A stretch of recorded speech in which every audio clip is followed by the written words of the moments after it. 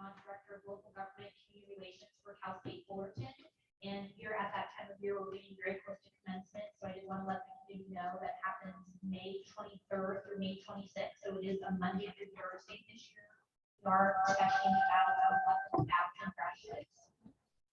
And we are expecting about 100,000 folks to be in attendance over that 4-day period for graduation. Just wanted to let people know that will impact the community and traffic patterns around the campus.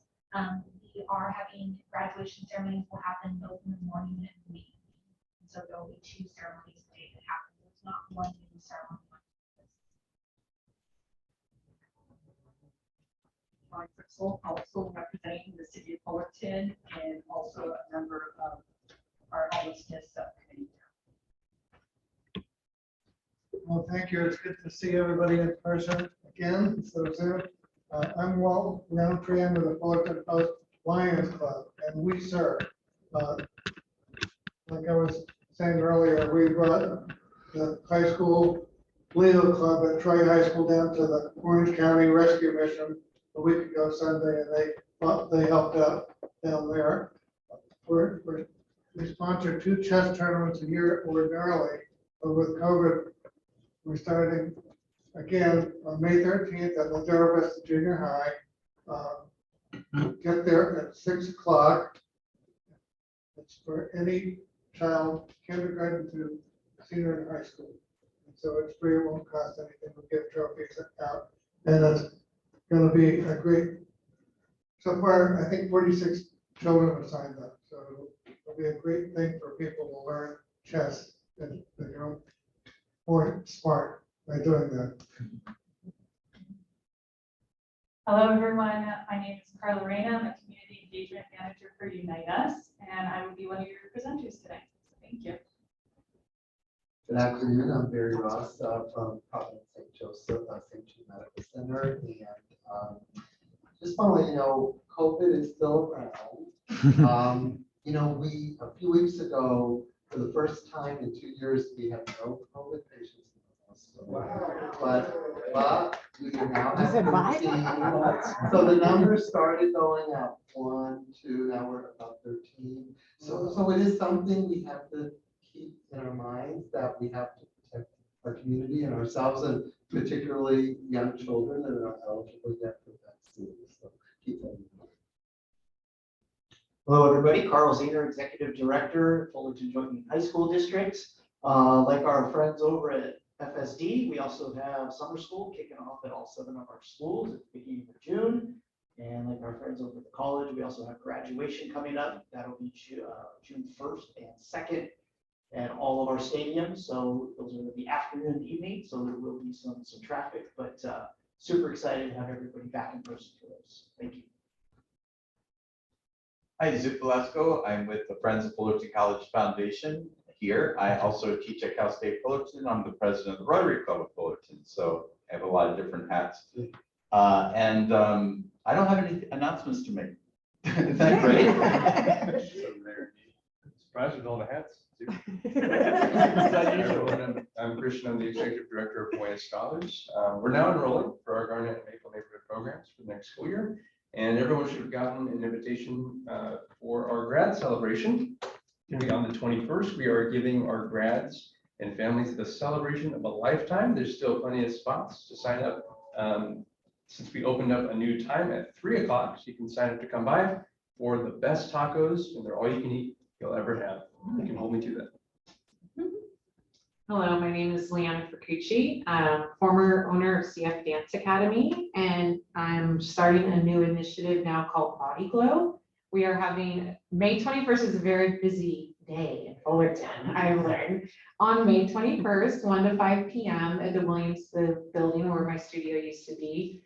Body Glow is a female-centered movement using dance, fitness, and topic-led discussions, inspiring us to find our inner glow. It really speaks to our Move More, Eat Healthy campaign with a collaborative, and also with May being Mental Health Awareness Month. It's really about using movement and dance to like let go of your emotions and let go of some of that stuff inside. So if you'd like more information, I'll be leading the program. I have flyers here. We would love for you to attend. What happened to CF Dance Academy?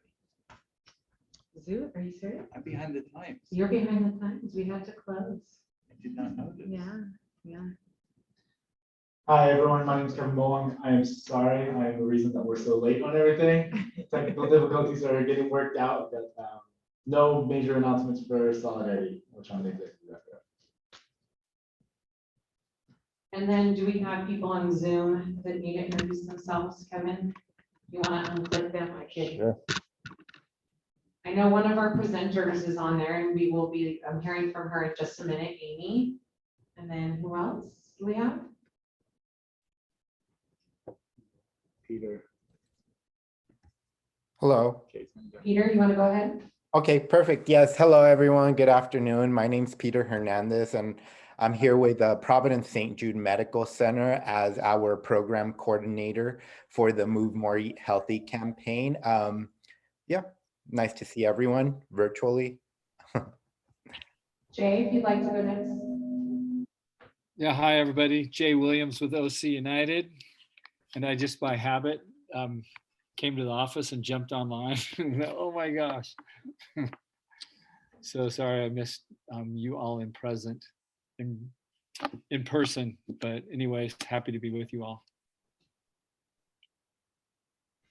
Is there anybody else? Yeah, I'll go. Go ahead. Hey everyone, my name is Scott. I'm here from Senator Josh Newman's office. Just want to stay in touch and see you guys. Unfortunately, I couldn't make it today, but I hope to the next time. And hi, I'm Tracy from St. Jude Medical Center, and happy to be with all of you today, also virtually. Hi, my name is Jose. I work with School on Wheels, and it's my first time here, so happy to be with all of you. Hi, I'm Deanna Parga. I'm with Help Me Grow Orange County, a program of CHOC, and I'm really excited to participate today. Thanks. Fantastic. I know, all these, we're trying to make this work still. Okay, perfect. Okay, so without any, well, let's put our hands together and welcome all of our amazing partners and members. Do that every meeting, so it's really good to catch up and see what everybody's doing and working on. So without any further ado, I would like to get to our main presentation for today. We have Barry Ross, who's going to come on up and introduce our guest speakers.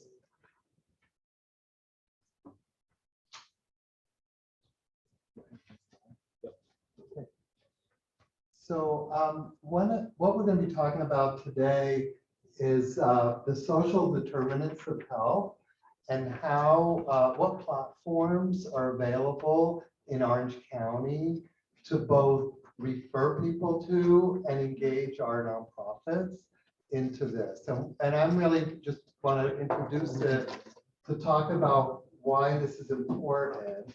And I'm blocking half of the slide, but basically, when you look at what impacts health, only 20% of what impacts health is medical care. And as you know, somebody that works in a hospital, that's hard to take, but that's the reality. Yeah, in our country, we spend 97 cents of every healthcare dollar on medical care.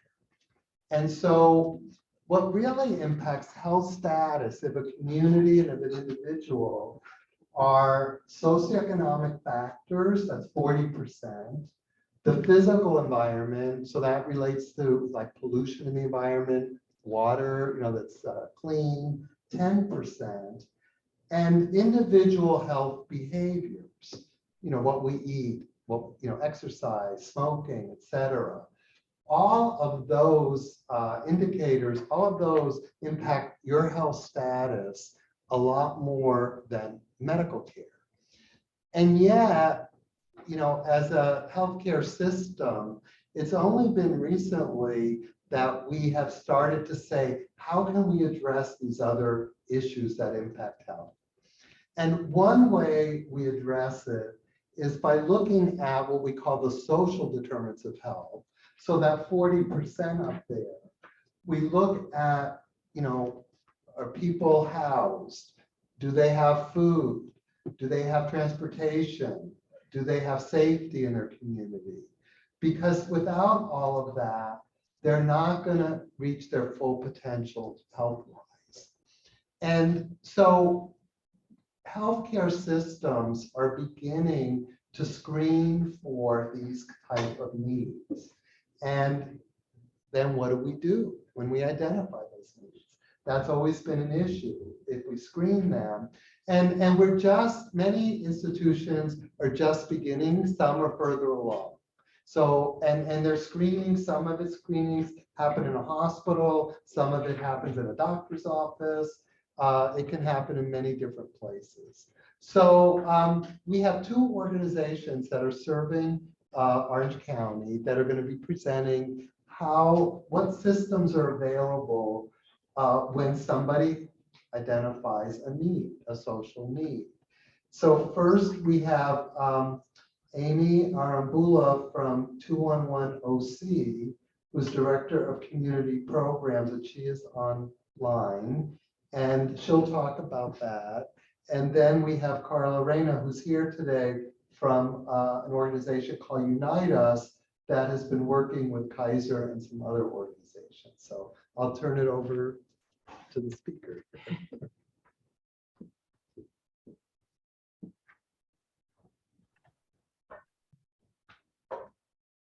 You're all set, Kevin. Okay, great. And I sent my slides to Kevin. I don't know if they're up as well. We're pulling them up. Tell her not yet. Okay.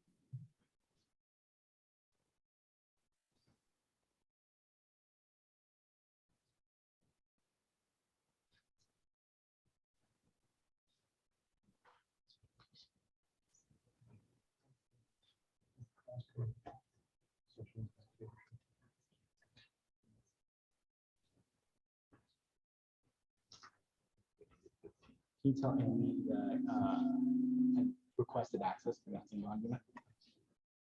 You requested access, Amy. It's not coming up.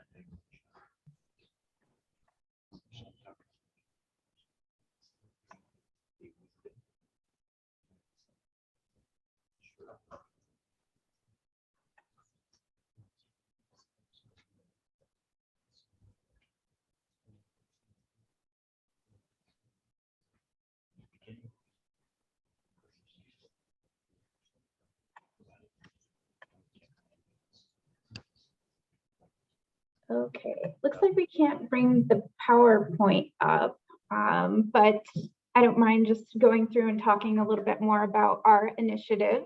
So thank you everybody for having me. I am Amy Arambula, Director of Community Programs with 211 Orange County.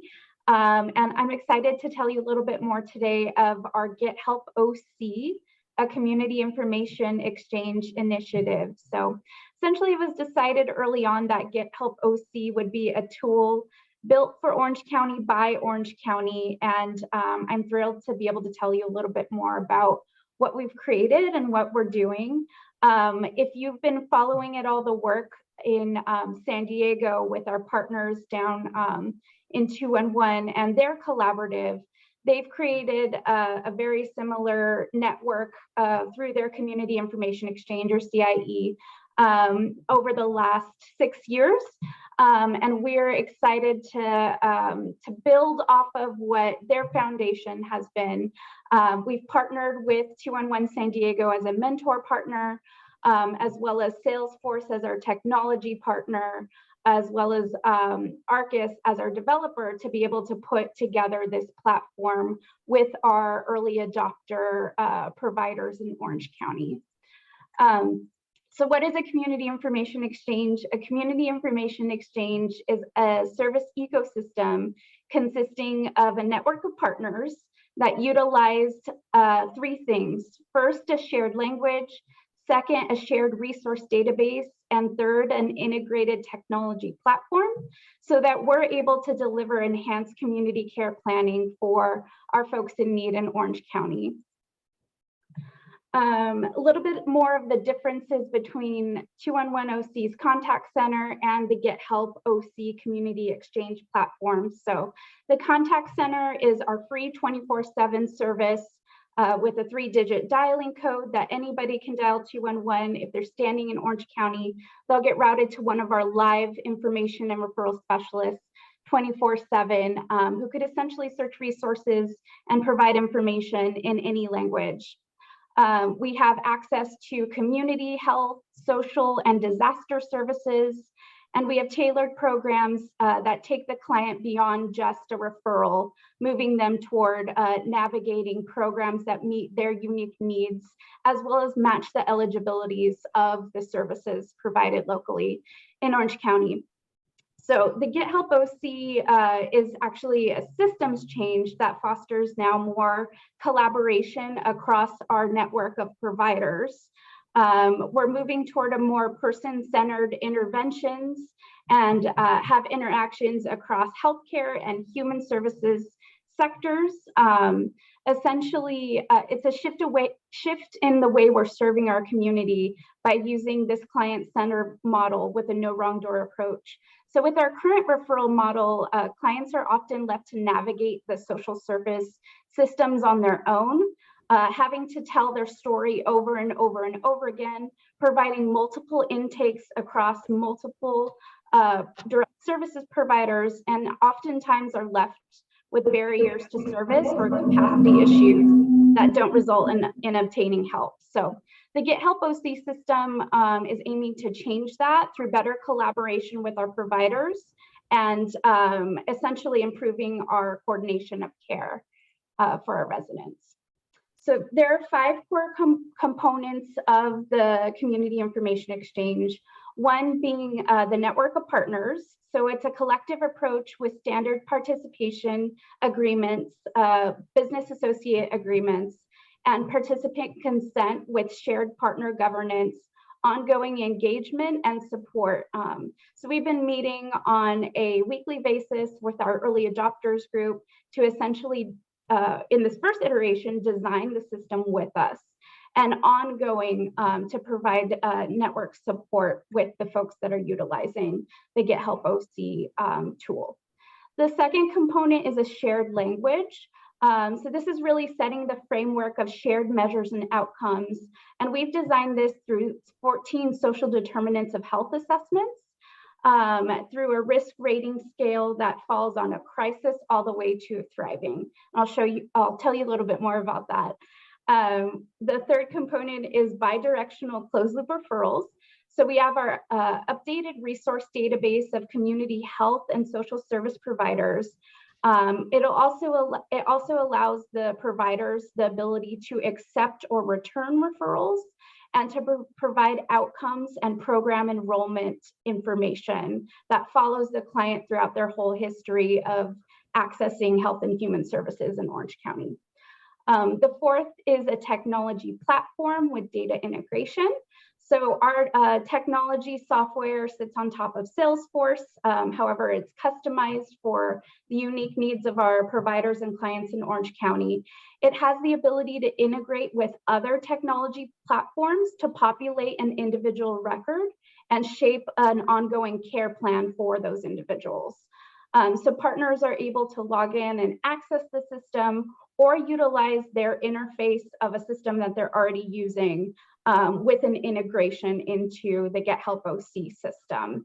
Some of the features include care teams that are actively working with that client, communication feeds. It's like a Twitter-like feed where providers are able to communicate with each other within the platform. Status change alerts and data source, auto history, and predictive analytics integrated into the software. And then, of course, the fifth component is community care planning. So it will create a longitudinal record for that individual with a unified care plan that promotes cross-sector collaboration and more of a holistic approach. We know right now that there are several collaborations set up across different networks, but some of those collaborations tend to be focused on one certain sector versus the whole umbrella. So we're looking to change that with the Get Help OC system to be more of a holistic approach. Our early adopter partners we've been working with in the last year to help design the system.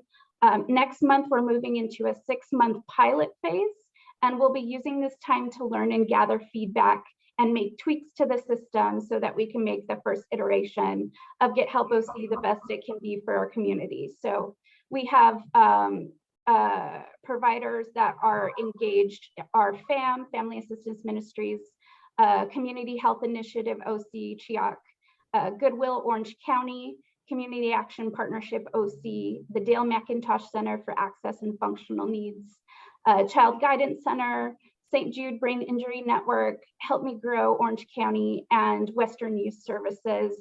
We're also talking to the Office on Aging and Veteran Service Office to get a few users on board as well during the pilot phase. Our shared language, like I mentioned, is based around the social determinants of health risk rating scale. Essentially, we're looking for better information on where the community member in need is as they're entering the system of care, and how, as we're working with them through the network of providers, we're pushing them to a more stable and thriving state.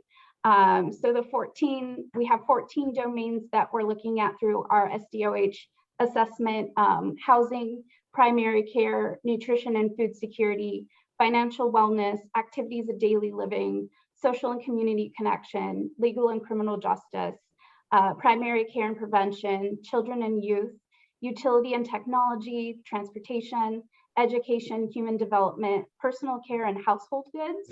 And the last one is employment. So essentially, we're going to have better community data.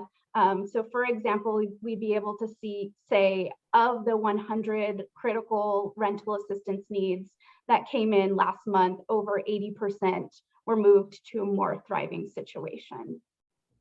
Okay, I have a picture of an example of some of the questions that we ask, but just to give you a little bit more of an idea, there's a couple of questions around each SDOH assessment. For example, if somebody presented a housing need, we'd ask what their current living situation is and be able to log that, as well as are you at risk of losing your housing, and if so, when? So we know the urgent nature of that need. So there's 14 of those through the SDOH assessment. Going deeper into our third component, which is our resource database and bi-directional referrals. We have a dedicated resource team, a part of 211 OC, whose sole responsibilities are to partner with our agencies, make sure that their information is the most updated that it can be. So we're giving out the best information to our community. All of our resources share a standard of tagging the taxonomy language for each of that. Each of those services, majority of 211s across the nation and in Canada, utilize the same language for categorizing their services, and that is called the AIRS taxonomy. We have standards to listing and requirements through our inclusion-exclusion criteria. So all of our resources are vetted that are included in our resource database. We currently have about 1,000 agencies offering just shy of 3,000 direct services to Orange County residents. And then we're also able to track the resource availability and the unmet needs that present as clients call in to access services. Okay. So partners will be able to log into the platform, manage their service records that their agency offers. They'd be able to see the active referrals that are sent directly to that service. Resource managers will have the ability to look at those referrals, accept or deny that referral. And this does a couple of things. Number one, it ensures the client isn't falling through the cracks. When a denial happens, a reason is logged and that referral will get kicked back to the agency who did the originating referral through the partner network. It'll send a little alert that says, you know, this person might need to get another referral because the service agency we sent it to doesn't have capacity, or they're not eligible, for example, to receive those services from that agency. But the second thing it does is it gives us the community data on where the gaps are in services. So that we, as a 211, will be compiling this information, and we may be able to present this data to funders to potentially get additional resources where there are gaps in services.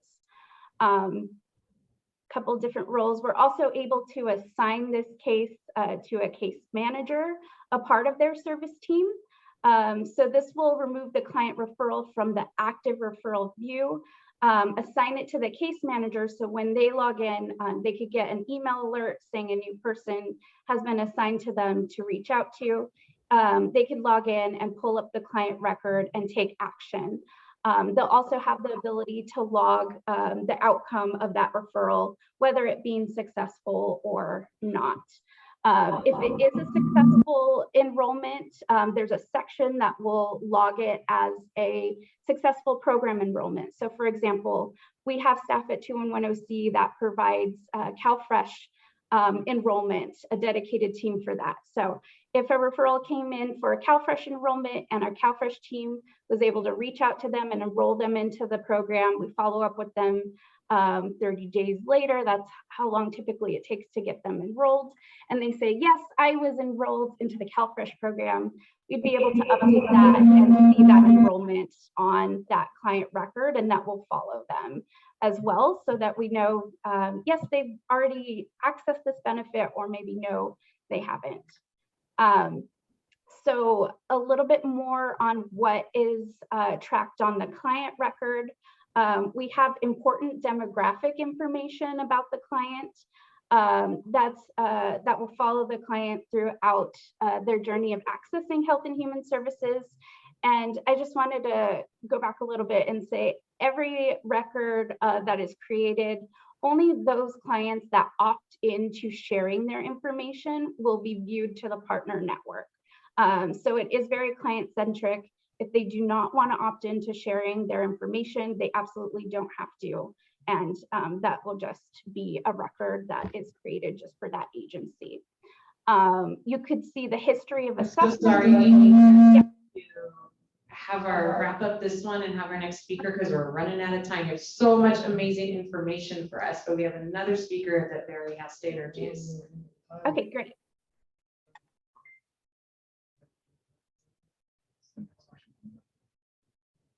So if we could all put our hands together for Amy, that was such an amazing presentation. Thank you so much. And Carla, we have you coming up next. We'd love to have you come on up.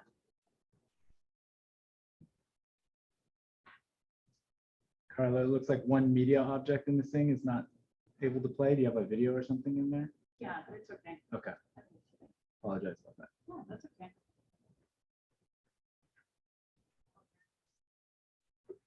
So I believe everyone can hear me here. Thank you very much. So Amy did a fantastic job, and a lot of what she shared is similar to what Unite Us does. So some of the things that you will hear will be a little pretty similar. And so we'll go ahead and begin. So my name is Carla Reyna. I'm a community engagement manager, and I oversee Orange County. We are a closed loop resource and referral network that is driven by the community, by you all. So Unite Us is actually a nationwide company. It started in 2013, and it was founded by two veterans. After they came out of the armed forces, they were looking to get connected to resources. They found it difficult, and so then they started a network, a coordinated care network.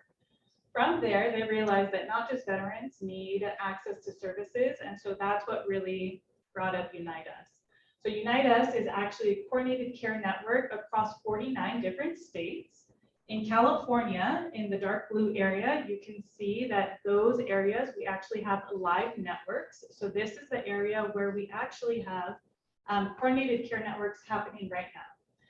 And then the lighter blue areas is where we're going to be launching in 2022. So in Orange County, we have 120 network partners that are currently a part of the network. Of those partners, there's 160 network locations. So that could mean that one organization has multiple locations in Orange County or in other counties. And there's 199 programs that are open to accepting referrals. So on the right-hand side, you can see the number of programs that are open to referrals by service type. So we have individual and family support. 71 programs are open to providing that service. There's 52 programs that are open to providing education, 44 that are open to providing mental and behavioral health, and so on. So as mentioned, we know that 80% of health happens in the community. And that's why we're coming together on a shared network to make sure that people are not falling through the gaps and that they are getting connected to care. So as you can see, just like we have an individual in the middle and they need to be connected to multiple services. The best way to do that is through a coordinated care network. So if one individual needs a service, we are all able to tap in and help that individual. So client privacy is our priority. So our platform is high trust, HIPAA, and 42 CFR certified. We also never share the client data without their consent. So we have 6 ways of gaining consent. Some of them include through user attestation. So I have a background as a social worker. So I could talk to my client, read the consent to them, and if they say yes, you could share my information with other providers, then I could go ahead and link them directly with other service providers. I can also send them a text message, an email. I could download a copy of the consent form in over 50 different languages, have them sign it and re-upload it, and then we have a verbal attestation. And then we also protect our clients' most sensitive information. We recognize that there's a lot of sensitive services that need to be protected. So that may include legal services, working with foster youth and documented individuals. So in our platform, we give those organizations another level of confidentiality in our platform. So some of the sensitive organizations would be organizations that serve HIV or AIDS support, provides domestic or sexual violence, provides legal services, also substance abuse, undocumented individuals, people with disabilities, or child welfare agencies. So a little bit about the platform. Here you could see an individual's journey in the platform. So first off, we have Tom, and Tom goes to Sue's organization. Sue is the case manager at the organization. She provides an intake and she says, okay, we could offer you these services, but we're going to refer you out for these other services. Tom gives his consent, and then through the platform, Sue connects Tom to childcare, food, and health to manage his diabetes. Along the way, Sue is being updated. So the referral was accepted or it was denied, and then we are able to see that Tom was connected to services. If a referral was rejected, then Sue is able to go back into the system and send that referral to another organization, and so that Tom does not fall through the gaps. This is a little preview. So similar, we have a single master person index. So at the top, we have Kiki Williams, and then you can see who's on their care team and who the open case is for Kiki. So you can see that she's receiving benefits navigation and meals. So we can all see this. All providers that are working with Kiki can see this information. You can also accept electronic referrals. So a referral will go into the system. You're able to open up that referral, take action on it, enroll that individual into one of the programs, assign a case manager. And then once that person receives the services, we're going to go ahead and close out the referral. So it's pretty quick and seamless. You can also send electronic referrals. So if you have an individual who identifies a need that your organization doesn't serve, you're able to go inside the platform, identify the service. You'll be able to pull up a map, and then different organizations. You're able to expand on those and see the different eligibility criteria, programs that are being offered, as you can see on the right-hand side. And then you can select and send referrals to one or multiple organizations. And then beyond that, with all of the information that is being collected, we have a community organization dashboard. So on this dashboard, we are now able to track in real time what is happening at your organization's level and in the community. So we're able to see client demographics, co-occurring and reoccurring needs. We know if somebody needs housing, they're also going to need food. They're also going to need employment. So we're able to see that in the system. And as we all know, the future of health is rooted in our community. So we really invite you to continue to learn more and join the network if you are so interested. So the last slide we have on here are the next steps. So anybody who's a community-based organization, a safety net clinic, are completely free. There's no cost to join the network.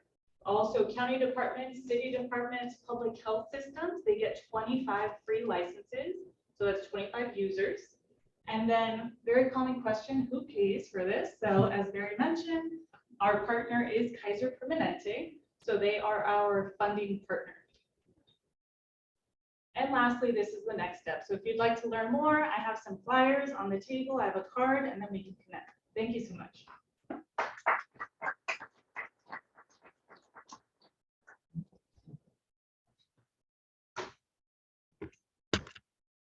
Thank you so much. Okay, at this time, we are going to bring up Deborah Stout, our executive director, and she has a new member spotlight to share with us.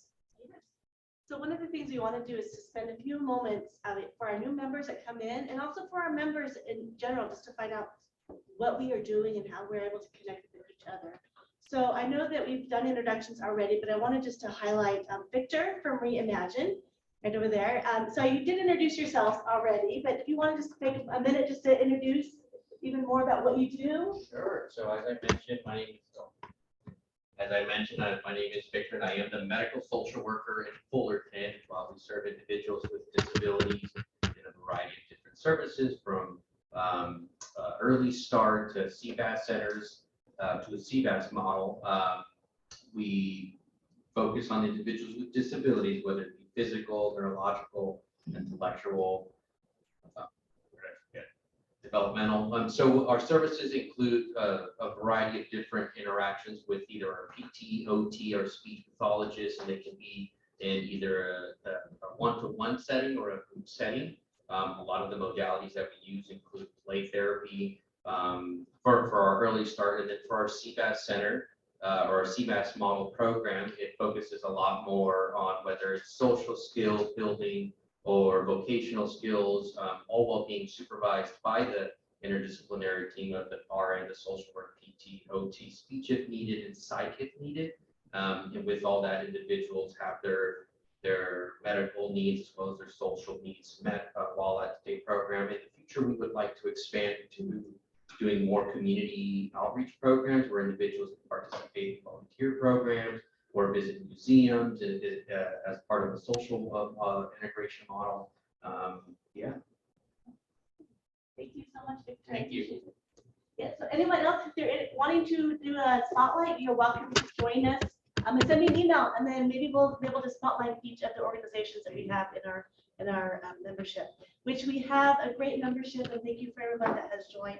If you're not a member, we would love to have you. Your name's not listed on the agenda. We want it on there. So just send me an email. Also the QR code on the little handout has the links to join as well. So with that, I'm going to turn it back to Leanna. Okay, next we have our subcommittee reports. Is there anybody that'd like to go first? Christian, I can bring the microphone to you. You can just do it from there. Oh wait, we have the camera. Come on out. No, we can go. You got it? No way, yeah, you guys want. Hi, everybody. I'm the co-chair of the Next Gen Youth Empowerment Subcommittee, along with Barryman. Once every 2 months, we get together, leaders of youth-serving organizations, and we get together to share resources with one another so that we can refer out to one another and leverage one another's resources. We're getting together again next on Tuesday, June 7th, I believe. First Tuesday in June, we'll get together at 10 a.m. If you're not on our Next Gen email list, let me know and I can get you added onto that list so that you can receive more details about that. But again, I say this all the time, I'll say it again, if you or someone you know is the leader of a youth serving organization, you should be in Next Gen. And today, talking a little bit more about our mental health themes. We don't in Next Gen have a strict mental health initiative, but I often think about how a lot of our partners and what they do, for example, all the arts, Kelly, what you do with kids, you know, helping kids work through things such as art. We have, you know, Paige with Partners for Wellness, who works with individuals who are struggling with substance abuse. So, you know, a lot of amazing organizations like that. So we don't have a strict initiative for it, but it's pretty amazing to see how we're all part of that same mental health narrative. So again, I encourage everyone to come out, to be part of that Next Gen initiative and be part of that narrative as well. Thank you. Kelly, are you good from there? You want to? I'd rather do from here. Okay, perfect. This is Kelly Fritzel from the city of Fullerton for our Homeless Task Force. For Jason, and Jason's the better looking of us, so sorry. Currently, the Homeless Task Force is setting up their next meeting, and we will be going to monthly meetings. We've been working with the county outreach and the health services to do 2 days of services now in the city. Used to be 1 day, but we broke them into 2 days. And the Homeless Task Force has applied for a grant for you all to be in the community at a greater rate. So we're working on the behavioral health. That's what I was asked to focus on. And our Project Hope is nearing completion. So hopefully in July we can have some tours set up so everybody can come see what we believe will be the future of homeless services.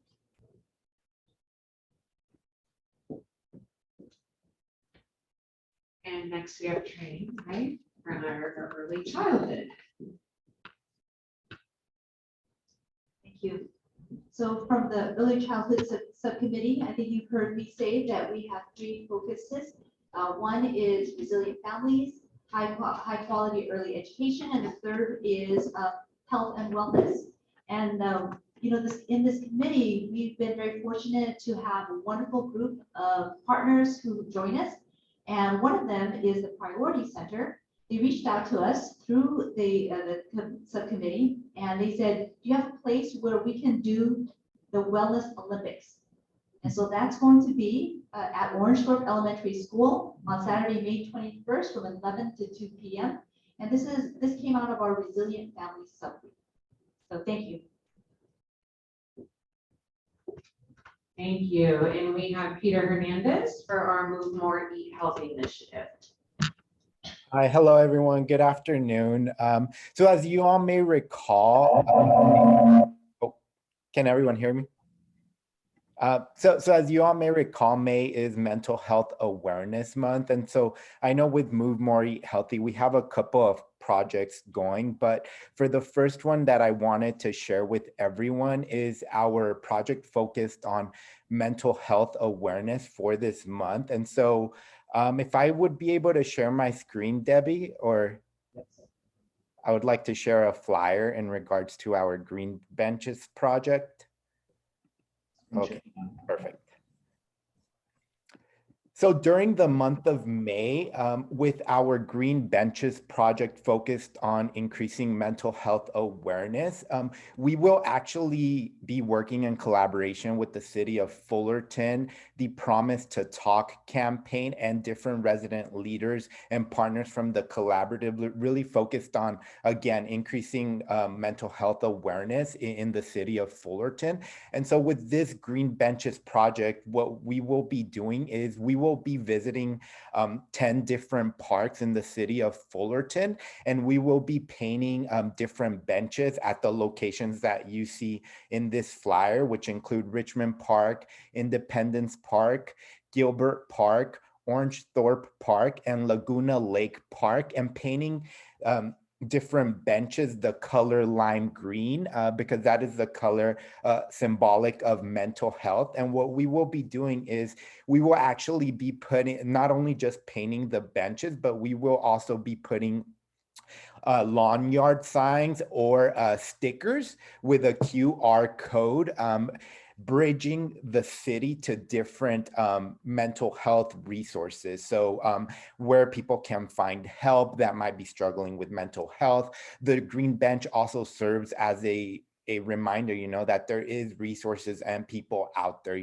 going through the same experiences. And so it's solemnly focused on just increasing that awareness. And so in this flyer, you also see the details of when we will be going out into the community and painting the benches. The first park that we will be painting the bench lime green will be Richmond Park next Tuesday at 10 a.m. Anyone is welcome to come and support this endeavor. As you can see that we have many different opportunities. So I just wanted to take this time to invite all of you. If you're interested, all you have to do is show up and we will bring all the materials to the event. Also, I did want to mention that at the beginning of May, we also launched our soda-free summer. So as you all may recall, a few years ago was the first time that we had the soda-free summer and it was extremely successful. We had over 20,000 people participate in the challenge. And so we wanted to follow up on the success that we've had with this challenge with the cities. And so again, we are having a competition between the cities of Buena Park, Placentia, La Habra, and Fullerton to see which city could garner the most commitments of individuals who will not be drinking any soda for the summer. And so it began May 1st and will be concluding on August 31st. And in order to sign up for the challenge, all you have to do is visit movemoreeathealthy.com. All you have to do is click make the pledge, fill out the information, and then click submit, and that's it. And for those who do make the commitment, we will be giving out the blue wristband. So if everyone remembers these legendary wristbands, a lot of people had them out a few years ago. So with that, if anyone has any questions, comments, or concerns, thank you all for listening.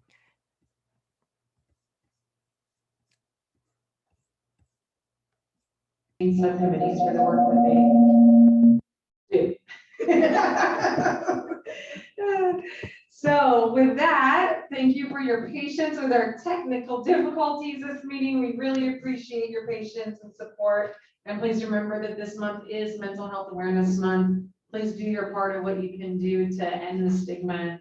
It's a cause that's near and dear to my heart. So we appreciate your support with that. And please take some time to talk afterwards. We have the room till 4. If you have any questions about the collaborative, Debbie and I are here to help you out. And we look forward to seeing you next month. Don't forget to sign in if you didn't sign it. Thanks, everybody.